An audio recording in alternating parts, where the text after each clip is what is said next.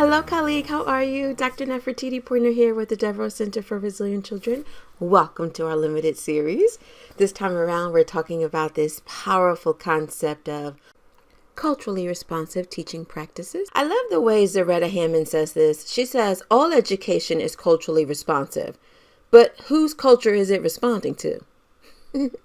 That's the question, and that's why we're here. We're talking about this powerful term, and remember, it's part of your pedagogy. It's not just something you do on a Monday or a Tuesday or a particular month of the year. It is something that we do in all of our teaching practices. And if you're listening to me today as a leader, you have a responsibility for working to create safe spaces where relationships are present and people feel safe to talk about culturally responsive teaching practices, both what I can do, how I can be better, and again, just making the spaces safe. And today I want to encourage you because I sometimes think it can get very overwhelming. People say, oh my gosh, one more thing to do. I don't know how to do the things I'm supposed to do. Well, let's be clear. You are supposed to show up with culturally responsive teaching practices every day. Classrooms, co-teachers, leadership, working with our families. We need to show up this way. And so might I encourage you today to let the children and families teach you?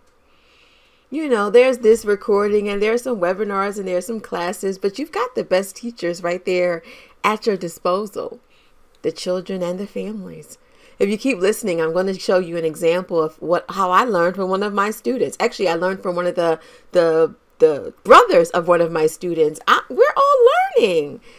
And I know, again, it can feel sometimes overwhelming. So today I wanted to say to you and remind you and encourage you, let your families teach you. Let your children teach you.